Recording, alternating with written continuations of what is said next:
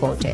যুক্তরাষ্ট্র এখনও তাদের সামরিক উপস্থিতি কমানোর কোনো ইঙ্গিত দেয়নি, বরং সাম্প্রতিক দিনগুলোতে মধ্যপ্রাচ্যে মার্কিন সামরিক শক্তি আরও জোরদার করা হয়েছে। যুক্তরাষ্ট্র 8টি ডেস্ট্রয়ার এবং বিমানবাহী রণতরী আব্রাহাম লিঙ্কন পাঠিয়েছে এই অঞ্চলে। যুক্তরাষ্ট্রের দাবি, আলোচনায় শুধু ইরানের পারমাণবিক কর্মসূচি নয়, তাদের ব্যালিস্টিক ক্ষেপণাস্ত্র কর্মসূচি এবং মধ্যপ্রাচ্যে ইরান সমর্থিত সশস্ত্র গোষ্ঠীগুলোর অর্থ ও অস্ত্র সহায়তার বিষয়টিও অন্তর্ভুক্ত করতে হবে। তবে ইরান এসব দাবি সরাসরি প্রত্যাখ্যান করেছে। ইরানের পররাষ্ট্রমন্ত্রী আরাকচি ইতোমধ্যেই জানিয়েছেন, ক্ষেপণাস্ত্র কর্মসূচি নিয়ে আলোচনা অবাস্তব এবং এটি তাদের জাতীয় নিরাপত্তার অবিচ্ছেদ্য অংশ। ইসরায়েল এই পরিস্থিতিকে গভীর উদ্বেগের সঙ্গে পর্যবেক্ষণ করছে। জেরুজালেমের মতে ইরানের ক্ষেপণাস্ত্র কর্মসূচি তাদের জন্য সবচেয়ে বড় হুমকি।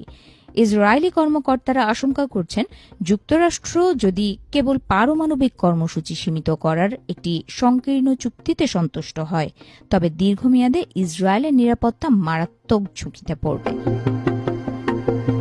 এই প্রেক্ষাপটে যুক্তরাষ্ট্রের প্রেসিডেন্ট ডোনাল্ড ট্রাম্পের ভূমিকা বিশেষভাবে আলোচিত।